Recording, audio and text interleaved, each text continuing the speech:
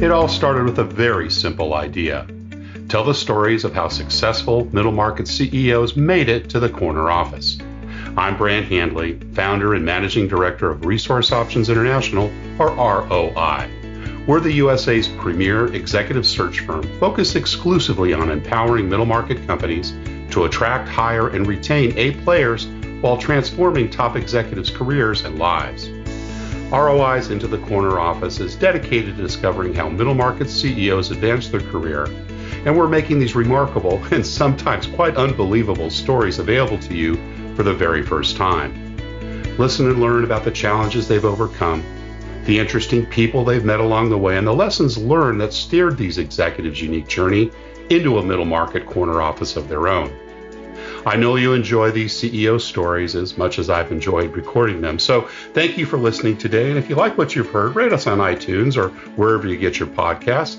I'm looking forward to you joining me on the next great middle market CEO adventure into the corner office.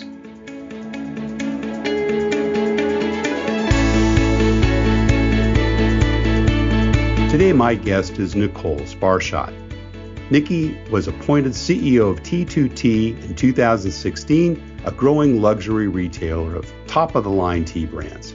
She's accountable for delivering the bottom line of T2 and for driving its global expansion for omni-channel acceleration and for digital and tech-enabled transformation.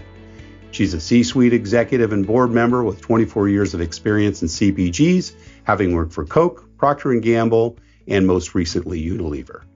Nicole Sparshott, welcome into the corner office. Thank you very much. I'm delighted to be here. Well, it's great to have you here. We're literally on opposite sides of the world, and I'm so excited. You're one of the very first international CEOs we've had, and the very first which we've actually recorded outside of the U.S. In fact, I am antipolar to you right now. I'm in Connecticut, and our office is here, and you're in Singapore, from what I gather, correct? Well, I am. I'm in Singapore this morning, and I think a true manifestation of the global world that we're living in. So Absolutely, it's lovely to be doing it. It's terrific. Well, it's great to have you here, and I'm so excited to hear your story. We've got some commonality with regards to our CPG past, and I know that you've taken on the CEO position for T2T, and we'll talk about that in a little bit. But I want to start with some of the early days and learn a little bit about your childhood. I know you didn't grow up in Singapore, but which adopted it as a home for about 10 years, you've been there for a few. But tell us about the early days. I believe Australia is originally your home, correct? Yeah, that's right. I grew up in Sydney, Australia, and beautiful city. It's a gorgeous city. Yes, a very, very nice place to spend your childhood. And I have to say, I was blessed with a really, really lovely childhood. You know, mum, dad, and two gorgeous siblings. I have a younger sister and a younger brother as well. So you were the oldest. I was the oldest, yes, with all of Mom the cliches and dad that come with it. professionals. Yeah, mom and dad professionals, blue collar, college educated. What was their background? Yeah, so both highly educated, but my dad and my mum both came to Australia when they were quite young.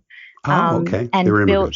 Mm-hmm. They are, yes, yeah. And they built a life for themselves in Sydney, and quite quite spectacularly, I have to say, really navigated being in a new country with their own families and assimilating and creating their own worlds. But yes, where did absolutely. they immigrate from? Both my parents actually were born in different parts of Egypt.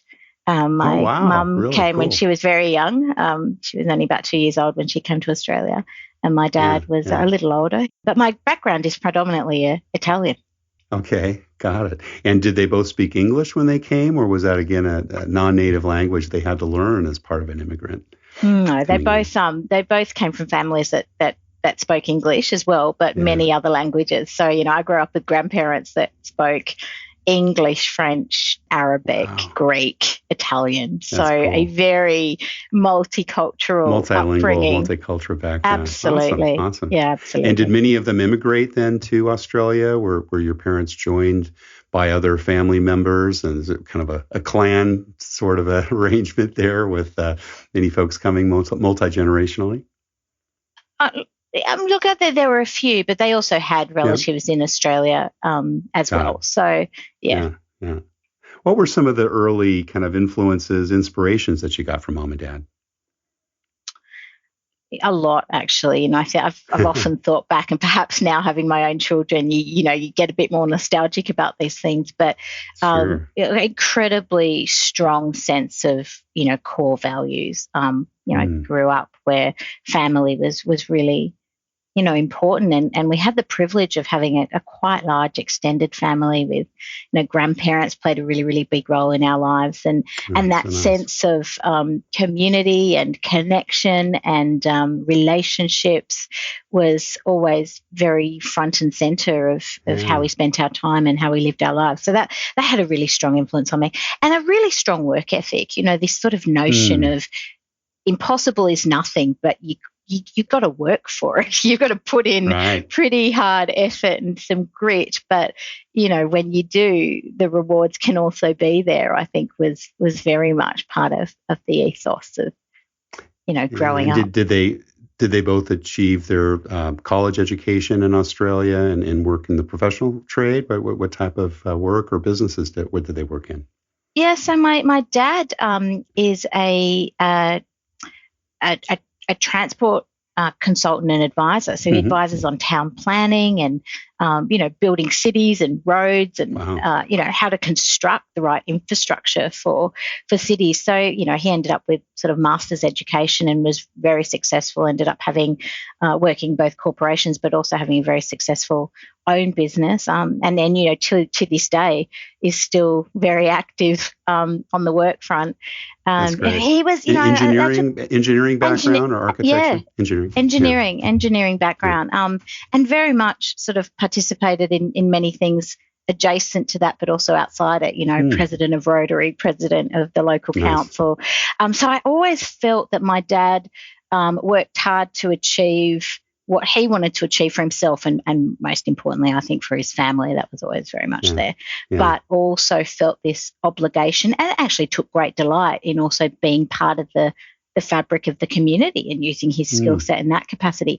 My mum actually a super smart lady, and at a point in time when she had young kids decided to stop working and look after us. So when we get home from school, Mum was always there and the one that was helping us with our homework and getting on with things. And she actually went back to her career a bit later on in life and only very, very recently retired, but she was working in the banking sector for most of her career. Yeah.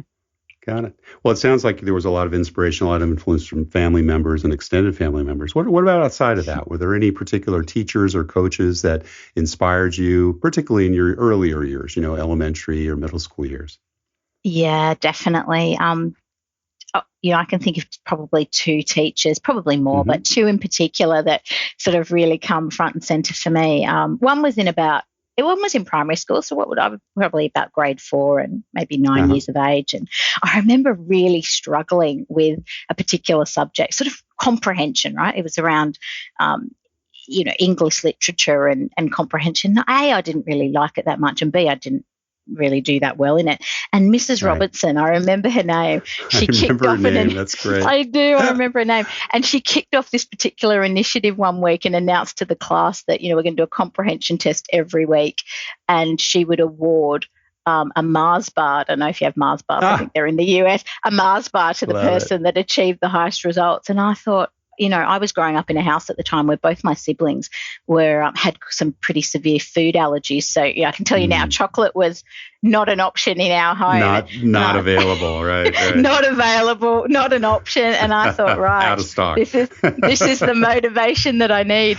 Wow, and I think I went through a series of, the rest of the year almost getting awarded that Mars bar each and every week. But, the little lesson I learned from that was that, the power of incentive and motivation. You got to find what turns you on and how you get motivated by it. But another one was in high school and probably, middle high school years. And she was this amazing teacher who perhaps was only 4 or 5 years older than us at the time, a little hippie-like, but she had this sort of insatiable curiosity, this passion for learning and teaching, and this real belief probably a little bit unusually at the time, that you learn through doing rather than through, just being, listening, so participating. True. And so she amazingly sparked my interest in really pushing the boundaries of how you learn and experiential learning. And that has stuck with me even to today, how I raise my children, how I build my teams, how I fulfill my own lifelong learning. So, yes, absolutely. It's amazing how we've had people that have touched us, as we've gone through those very influential periods, whether in school or younger. And, then just it kind of reminds me of the responsibility we have for others too, doesn't it? Oh, absolutely. I do believe what you put out there, you get back, or you reap what you sow, whatever whatever phrase you want to use. But that absolutely is a kind of principle by which I think most people should live their lives. Were you a good student? I was definitely committed. I actually really loved school. I probably was one of those kind of girly swats that, really did kind of get up in the morning and look forward to school. And probably for two reasons. I'm curious by nature, but I'm also quite social by nature. So those two things came together pretty nicely in a school environment. I was up for it all, if you know what I mean. I was, quite happy to give everything a go. And I would say I loved school and I did pretty well at it, yeah. What about outside of class? Were there other interests, music, sports, drama? Yeah, actually, I was into a quite a variety of things. So I grew up playing netball, which I loved. And actually, now you have to explain netball because we've got a lot of Americans there. I happen to know what it is, having been in Australia. Okay. But so netball, I guess the closest thing would be basketball, but without the ability to run with the ball or bounce the ball.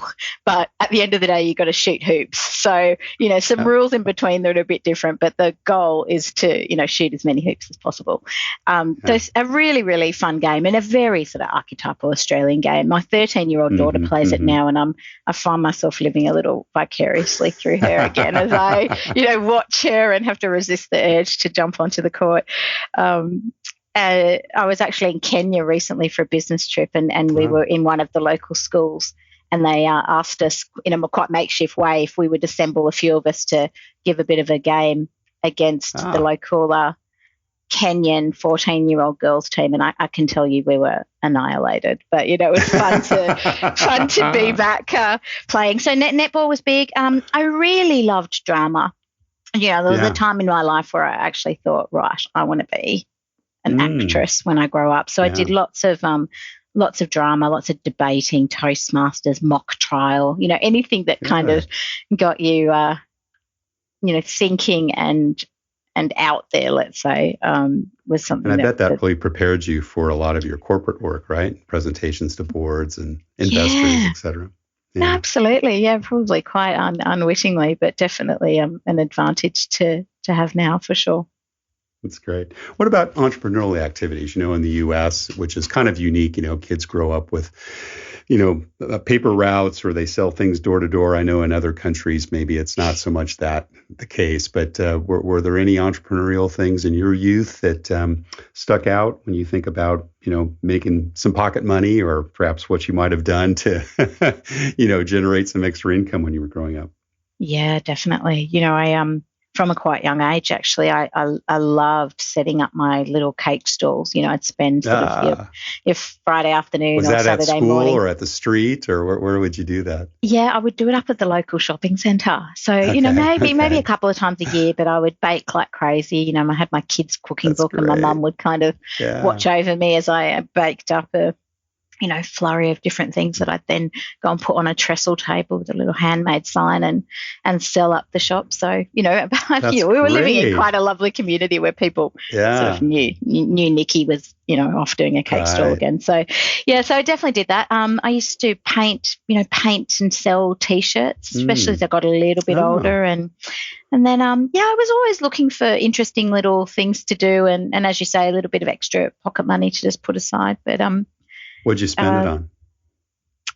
I was actually pretty good at saving. I kind of, Is that right? Then there were things that put in the piggy bank, a little bit of a piggy bank collector, which I then subsequently used, when I was probably in my early 20s to travel.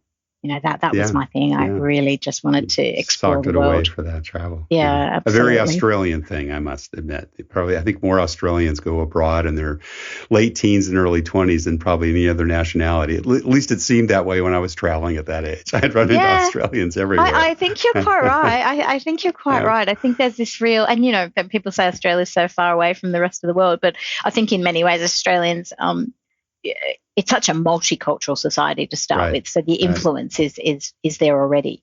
But I think that that desire to travel is it's probably part of the Australian psyche, actually. Yeah. So before college, were there jobs that you had, work part-time in retail or anything like that? Or was it more the entrepreneurial things, again, for pocket money, even through those high school years? No, I definitely went and got myself a more traditional, regular paying job. But yeah, I started in retail, actually. I was a checkout girl at one of the local grocery stores. That was the first time I probably got a paycheck from, someone else for turning up and doing my job. It's kind of exciting, isn't it? I remember the first paycheck I got. It was like, wow, this is pretty cool. It's even got my name on it. Absolutely. And it came at that point in time, it came in, little brown envelope, and there wasn't anything electronic, so there was something a little bit exciting about it. It was a real check. It was a real check. Cool. I worked in a video store for a while. I mean, we don't have video stores now, which is kind of shocking to me, but that was great because I was able to do some evening shifts and do my uni homework at the same time, so that was pretty good. And I did a little bit of telemarketing. Cool. Was it assumed by mom and dad that you and your sisters would all go to college? Yeah, I think so. I think so. I think that when assumed, certainly a strong desire. I think had we said we've got this huge passion that takes us somewhere other than college, they probably would have reluctantly supported us. Yeah. But I think at that point in time, they felt quite passionate about education. If you have the opportunity to take up extra education, really refine what it is you want to do and craft your thinking on your skill set and how you want to use that in life, then yes, they were very pro taking that up. And it sounded like studies came easy to you. I mean, you worked hard at it, but that you excelled and you enjoyed it. Yeah, I think so. There were things I was much better at than others. I'm so grateful to not have to do statistics ever again. But, there were. But yes, it was chemistry for me. Right. So the sciences were not my friend.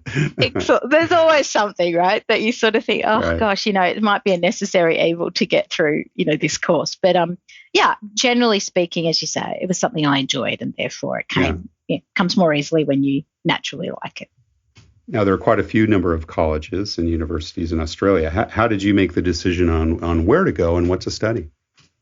Yeah, look, I initially thought that I might go and do law, actually. I've always had an interest in criminology, actually, from a very young age. And it's really around the psychology of criminology. And that when you did debate as well, right? Which is always debating and mock trial. Right. Exactly. So I did for a long time for the last sort of couple of years of school think that might be where I ended up. But I made a decision reasonably late in the day, actually, that doing a business degree might give me a few more options, because I could always do a law major as part of that if I decided that that's where my energy took me. So I ended up doing a business degree. And at the time, the University of Technology in Sydney just had the strongest business degree. Other fantastic universities in Australia, but they tend to specialise in other things. And I really wanted to get that practical experience. And this particular degree had the opportunity to do work overseas for real companies as part of the degree. And, going back to that desire to be quite experiential in the way I learned, that really appealed to me. Right. And is it like in Europe, is it a 3-year bachelor's degree or 2-year? What was your 3. Yeah, it was a 3 years. Yeah. Right.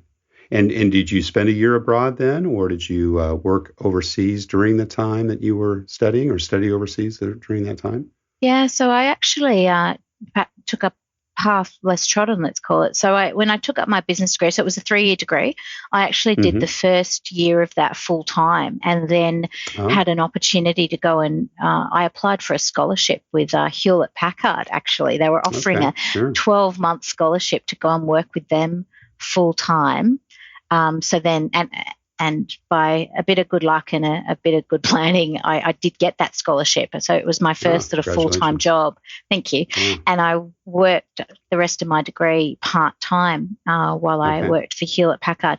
And then over the course of the remaining 2 and 2.5 years that it took me to finish it on a part-time basis, I spent some time in China, doing some work in China. With HP or separate to that? Separate to that, actually, working for a mining company who was looking to get into the China market. So I did some bespoke work for them, and also in South Africa and Brazil for another company that was looking to extend its practices into those regions. So it was across the board, Hewlett Packard plus those two opportunities really enriched, I guess, the insight that I had around international business in particular, which is then when I went on to do my master's, I actually specialised in international business, having really found quite some passion in that space.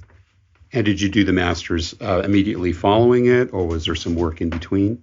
Yeah, a little bit of work in between. So I went and took up my, a job first and worked for a while, but then really realised that this was this could be a space that gets me up in the morning, let's say. So went and specialised. What was that first job you took out of college after your bachelor's degree? Yeah, so after Hewlett Packard, I went and took up a job with Procter & Gamble, actually. Oh, right. My old employer. I remember that. Really? Yes. There you go. Yeah. So I went and worked for Procter & Gamble in Australia. And P&G at the time had an amazing portfolio of brands, and I quite fancied the opportunity to maybe work on cosmetics or skincare or one of these very glamorous portfolios. But I turned up on my first day, and at the time, P&G had a policy where when they offered you a job as, a brand manager or whatever, they didn't actually tell you what portfolio you would be working on until the day you joined. And so I turned up very expectantly, hoping to be on one of these quite glamorous accounts, and ended up. And they put you on soap. They put me on, I think possibly even worse. They put me on a brand called Metamucil, which is a bulk fiber laxative. Right, the fiber. Oh, yeah, of course. Oh, my goodness. So highly profitable, but not a particularly glamorous brand. Not a particularly glamorous brand. For a while there. How long did you stay at P&G? I stayed at P&G for a couple of years. So I worked across Metamucil and then Clearasil, which is a skincare brand, sort of became part of my portfolio. For a while there, I was known as the brand manager of Shits and Zits, which was not very attractive. But the most... I love it. I'll tell you what, the most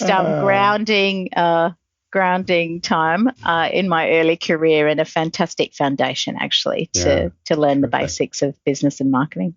And did you go back to your master's from Procter then, or work elsewhere before you did so? Correct. Yeah, I did I'd actually started my master's in my last year of Procter & Gamble. So I worked full time and then just did my master's part time, and left P&G at a certain point there to take up. What was that locally role. In Sydney as well, or where did you achieve your master's? Yeah, I did that in Sydney as well. Yeah. Got it. Cool. So graduated and then back out into the workforce. What was that first job? Did you get recruited out of the master's program? Did you kind of travel for a bit? What was that next big, career launching activity? I actually went to Unilever. I went to Unilever. Number one competitor.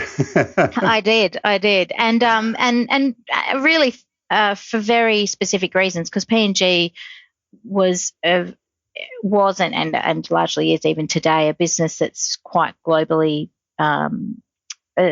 centric, let's say. So markets, a lot of the strategy and the thinking was done, I guess, in the US, and the deployment and execution was done in the market. So a great opportunity to hone execution skills. And to be honest, I think actually that last mile execution is the definer in many ways between good and great.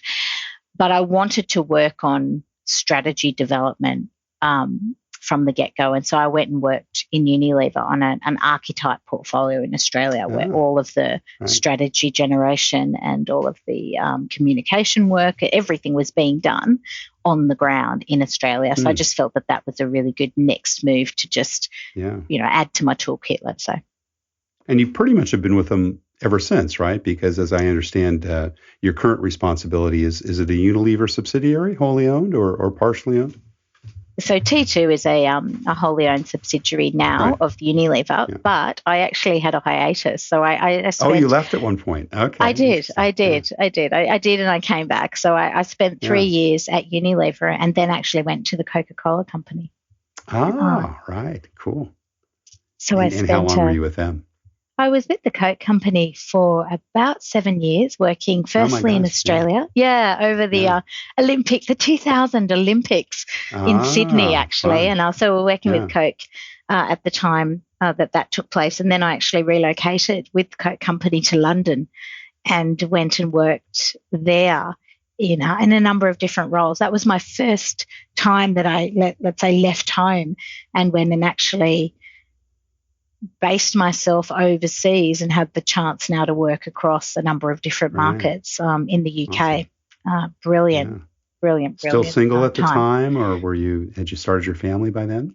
No, I was still an Australian let loose in London, let's say. I've met a few of those over the years, and that's not to be discussed further. No, absolutely not. But it was super fun, So I some of the closest friends that I have today, I actually made, during that time in London, and also had the wonderful good fortune of meeting my now husband during that time as well. Yeah. Is he English? He's Scottish. He's Scottish. Okay, don't make that mistake again, Brant. It's brilliant. Very, very Scottish. Thinking about those early years, the couple of years at Procter and 2-3 years at Unilever and then Coke. What were some of the early leadership lessons you learned in that part of your career? Because you were kind of your 20s and 30s, right, for the most part, and I'm sure kind of rising the ranks, so to speak. But if you recall back to that period of time, I know it wasn't that long ago, but think about the types of things that, you kind of took away from that period. Well, I think the first one is to lead with integrity and a real respect for everybody that you come across, irrespective of hierarchy. And I learned that in part because of some great leaders that did that exceptionally well, but also in part because of some leaders that did that incredibly poorly. And you learn from both, don't you? Absolutely, Nicky. That was probably the first and foremost. And then the second one I learned, and I hold true to this day, is that generous leaders breed generous teams. Take that time to share, take that time to learn, take that time to teach. And I had one amazing boss actually at Coke that did that exceptionally well. And the way she did it was really very empowering and something that even to this day I think was a really good indication of somebody that was time poor but realised that setting aside the time to teach someone how to do something well once was going to save her so much time and add so much value down the track. So, that would be the two. What a great role model. Yeah, what a great role model she was. So you worked with her at Coke? Yeah, I worked with her at Coke. I worked with her at Coke. And I just remember the moment that I had, she did many things well, and she could also be terrifying in many instances, but she'd asked me. Most good bosses are. Yeah, absolutely. She'd asked me to work on something which I'd never worked on before. It was a very new thing, and I can't even remember what it was, but let's call it a type of strategic document that was probably my first time I'd been asked to do it. And, I gave her draft 1 and she looked at it and said, no, pretty much not good enough. Go away, do it again. Draft 2, draft 3. By the time I was walking into her office to hand in draft 4, I thought, well, I might actually not have a job at the end of this meeting, but look, here we go. And I may not want to have the job after. I'm not one or the other. This is probably not going to go so well. Either way, right. Exactly. And I handed it to her and she just looked at me and she said, I can see you're trying, but I can see you're struggling. And I said, honestly, I've not been asked to do this before. I think I have some idea. Clearly, I'm not delivering what you need me to do. I'm at a bit of a loss. And she got up very calmly, walked out to her PA and said, Belinda, clear the rest of my day so that I've got some time for Nicky. And I remember Belinda saying, Kate, it's jam-packed. There is so much on today. This is not the day to do it. And she said, there is nothing more important for me than what I'm about to do now. Please clear my meetings and we can reschedule them. And then she came in, she shut the door, she got her whiteboard out and she said, you know what, Nicky, I should have done this, a week ago when I asked you to do it. I'm going to show you how I would approach it, because then I will show you once. It will give you a framework, and next time you'll be able to do it for yourself, but also for others. And we spent the next few hours doing it together, and it was just amazing, right? You don't get that often. Oh my gosh, that is so cool. That is so cool. What a great modeling behavior. Agree. Wow. Well, do you remember the first time you started managing people, Nicky? When was that? Yeah, I do. I do actually. Actually, it was in that Unilever role, that first Unilever role that I took sort of in the 90s or whatever. And I remember being in equal measure really excited, because people management was something that I'd always wanted to have the opportunity to do. And then equally terrified, because for the first time you are responsible for people other than yourself in quite a profound way.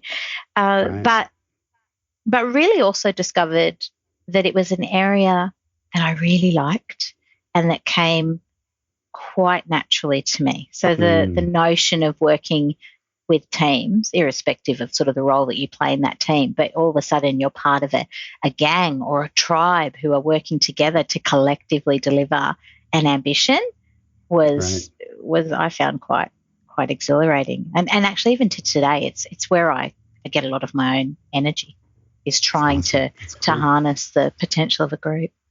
Yeah, great. So fast forward, came back to Unilever, where you've been now for how many years? So when I came back to Unilever after Coke, coming on to 14 years now. 14 that years, I've been back at Unilever, yep. So fast forward, if you took a look now at, the Nicky of today versus the Nicky when she was first at Unilever and Procter and some of those early years at Coke, how would you say your leadership style has changed over time or evolved? Yeah, I would say, it's a funny thing, because now 24 years of experience, and you realize that same experience that has become your strength can equally become your biggest blind spot. So I would say my leadership style has evolved in two ways. The first one is I bring much more of a beginner's mindset into how I lead. And by that I mean, rather than thinking that the previous experience I had is going to now be my compass for how I make decisions moving forward, I keep a very open mind. So I try to seek to learn, listen twice as much as I speak, I guess, in that regard. Yeah. And the second one, I guess, is around really actively seeking out different perspectives, which at times means that you can lead to, you can uncover a very inconvenient truth, which can really scupper your hypotheses and your assumptions and the work that you've done to date. But, really feeling that you need to really seek to understand, to make sure you're looking holistically at whatever opportunity or challenge you have. And the last one for me is about, being just more comfortable in my skin, I guess, just not feeling that I need to fit into some sort of stereotype of what a, leader needs to look like or sound like or be like, but just knowing that. Don't need to be the smartest person in the room. Don't need to, Absolutely not. In fact, go and surround yourself with people that are 10 times smarter, but then unleash, unleash their capability to the best of, and that notion, when I know when I can bring my best self to work, I also then allow others to do the same. Yeah. So they're probably the three things I would have said have changed the most. Now, this is your first CEO role, I believe, correct? Yeah, it is. And so when you transitioned, was this an acquisition of Unilever? Tell us a little bit about how this corner office opportunity came to you. Or you came to it? Yeah. So I was working on the acquisition of T2 for Unilever as part of a former role that I had at Unilever, working. Were you in a across strategy the role then at that time, or were you? No, I actually was leading a portfolio for the Unilever business across the Asian region. Right. So in a very commercial role, working across multiple markets. But part of that role was also to identify really interesting M&A opportunities that could help to enhance, I guess, the portfolio that we had for the category. And T2 was a business amongst others that we had been looking at.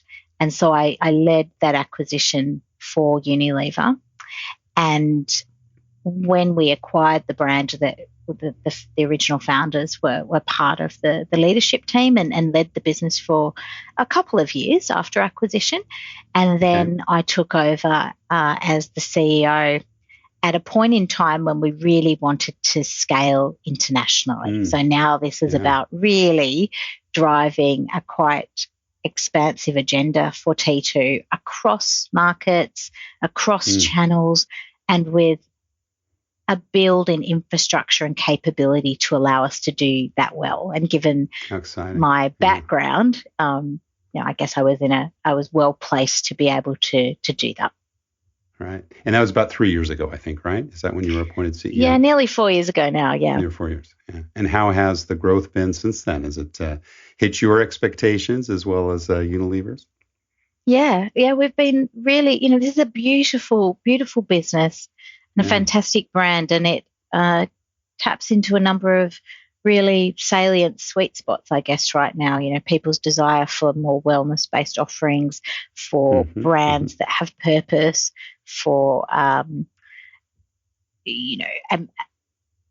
done differently approach to a category like tea that you could argue has been commoditized, but now is really, really coming into its own. Most consumed beverage in the world after water, and certainly one of the fastest growing. So we've been really, really pleased with what we've been able to deliver over that time period. That's cool.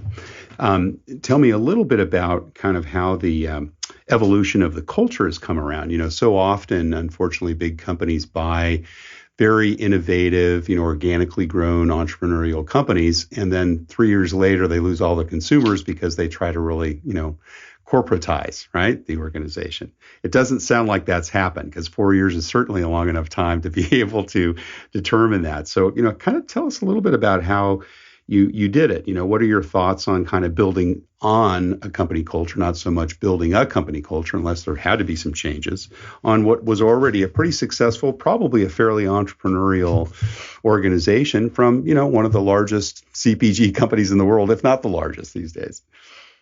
Yeah, absolutely. And I think you're quite right in that there was a culture that existed that gave us a beautiful platform on which to build. It was really about not throwing the baby out with the bathwater. There is something incredibly special about the T2 culture. And for me, it was about really understanding and appreciating what are the core values that have driven this business to this point. And are those core values still relevant to create a future fit business moving forward? And the answer to that was yes. The manifestation of it might need to evolve, but our values of curiosity, of creativity, of passion, of generosity, of courage are all as equally relevant today as they were, 20 years ago when the business was founded.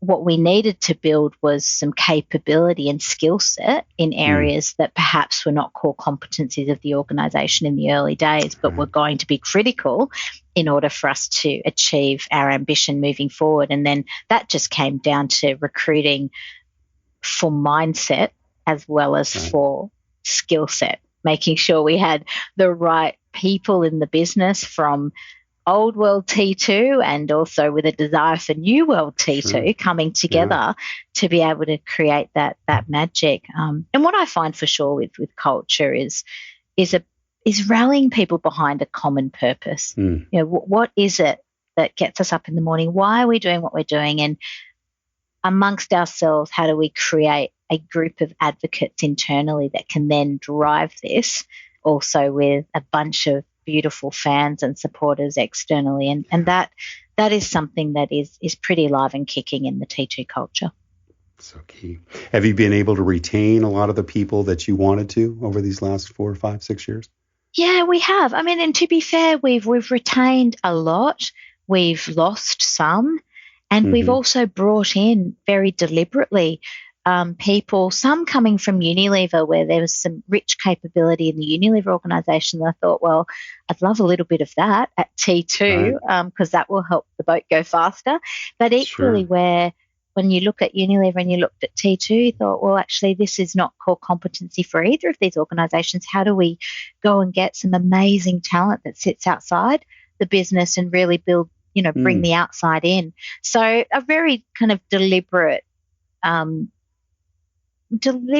consideration given to how do you get the right team of people around the table with the right skill set, but all with the right heart for what we're trying to achieve. So important. It's hard to recruit against that. I know as a recruiter working in the field, it's one of those intangibles, but kind of down that line, what do you look for when you're, making bets on people that you want to invest in? I look for mindset and energy. Like, I'm a really big believer in, you sort of have two types of people, one that give energy enormously to the organisation and outside it, and a group that can suck the energy out of the room. And, the reality is that you can have 9 people that give energy and one that sucks it, and you can, you're only as strong as your weakest link. Right. Really. So that's an area that I pay a lot of attention to. So mindset and energy. And the second one for me is around courage. They have courage and grit and a solution orientation and a real ambition for the business and the team and not just for themselves. Are they really excited about being part of something where we might just leave a legacy, and at the same time as an individual, you'll be able to thrive within that? What kind of questions do you ask during interviews to try to get at those things? Yeah, I spend it's an area I spend quite a bit of time in, give it high priority and take this really, really seriously, because I would rather have no one in the role than the wrong person in the role. And at times I've been told, hey, Nicky, we need you to move faster on this. And my response is always, let's take twice as long on the planning and once on the cut. Let's just get this right.